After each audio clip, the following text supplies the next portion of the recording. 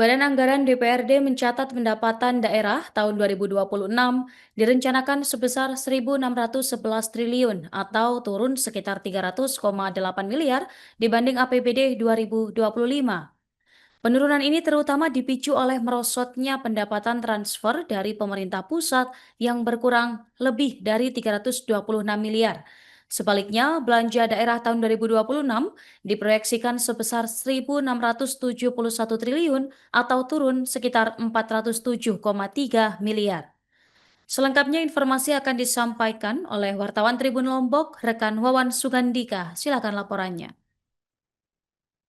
Ya, baik rekan Nurma di studio. Selamat siang, saya ucapkan bagi Tribuners sekalian dimanapun berada. Eh, Nurma di studio, ini bisa saya informasikan pertama bahwasanya eh, Dewan Perwakilan Rakyat Daerah atau DPRD Kota Mataram bersama pemerintah Kota Mataram telah resmi menandatangani nota kesepakatan begitu terkait kebijakan umum anggaran dan prioritas plafon anggaran sementara atau KUA PPAS tahun anggaran 2026. Penandatanganan ini dilakukan usai Badan Anggaran atau Banggar DPRD menyampaikan laporan hasil pembahasannya dalam rapat paripurna yang digelar pada Senin tanggal 17 November tahun 2025 lalu. Laporan Badan Anggaran ini mencatat beberapa proyeksi penting dalam dokumen KUA PPAS 2026. Di antaranya seperti yang disampaikan tadi Nurma, bahwasannya pendapatan daerah tahun 2026 Kota Mataram ini direncanakan sebesar 1,611 triliun. Memang bahwasannya angka ini menunjukkan adanya penurunan sekitar 300,8 sekian miliar begitu dibanding dengan APBD tahun 2025 ini. Penurunan pendapatan ini, Nurma, bisa saya informasikan utamanya disebabkan oleh merosotnya pendapatan transfer dari pemerintah pusat yang di mana pemerintah Kota Mataram mendapatkan atau berkurang TKD-nya itu lebih dari 326 miliar. Di sisi lain, Nurma, bisa saya informasikan juga bahwasanya belanja daerah diproyeksikan sebesar 1,671 triliun.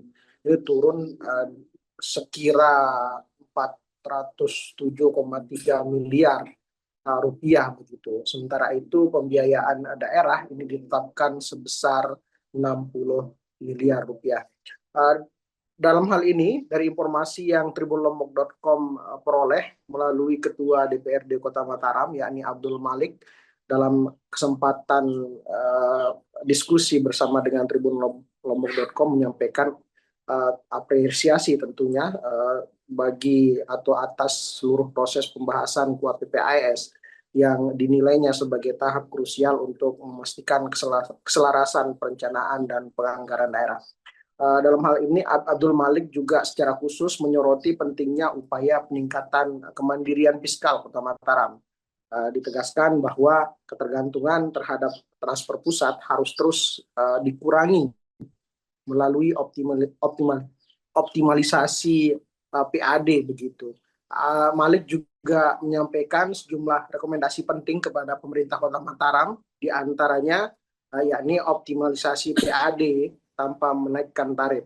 Dalam hal ini DPRD meminta penguatan PAD melalui perbaikan administrasi retribusi begitu, kemudian digitalisasi karcis parkir, peningkatan layanan online dan juga audit pihak ketiga begitu. Perbaharuan wajib pajak juga menjadi sorotan.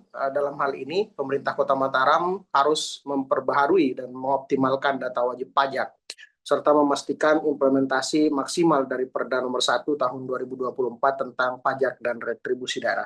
Efisiensi belanja juga tidak luput dari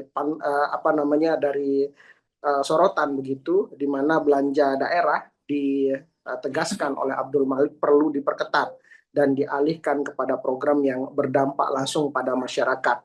Selain itu juga diperlukan peningkatan kegiatan ekonomi daerah, terutama melalui penguatan sektor perdagangan dan juga pariwisata dan termasuk juga UMKM begitu. Peningkatan koordinasi dengan pemerintah pusat untuk dukungan anggaran juga menjadi dorongan begitu. Kemudian termasuk juga ke depan masuknya investasi harus juga bisa dilakukan oleh pemerintah Kota Mataram, tentunya dengan koordinasi terus yang dibangun oleh DPRD Kota Mataram dan juga pemerintah Kota Mataram. Nurma, di studio bisa saya informasikan juga bahwasannya dokumen KUA PPAS 2026 Kota Mataram ini diharapkan menjadi panduan untuk memastikan konsistensi kebijakan pembangunan, menghubungkan visi jangka menengah dan RPJMD dengan realisasi anggaran tahunan. Prioritas pembangunan khususnya pada sektor pendidikan, kesehatan, dan infrastruktur dasar dapat disusun secara terarah. Ketua DPRD dalam hal ini Abdul Malik juga berharap sinergi antara DPRD, kemudian Pemkot Mataram, dan seluruh pemangku kepentingan menjadi kunci keberhasilan dan seluruh program pembangunan dapat berjalan efektif serta memberikan manfaat nyata bagi masyarakat di Kota Mataram. Demikian laporan terkini dari Kota Mataram. Saya Ahmad Wawan Sugandika, kembali ke studio.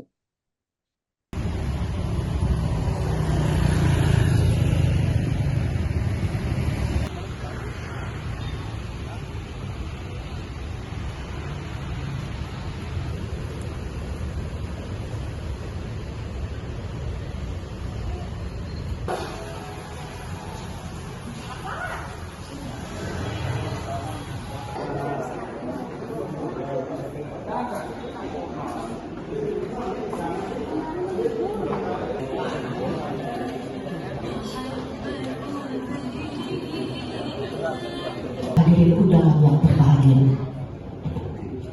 dengan memanjatkan puji syukur kehadiran Allah Subhanahu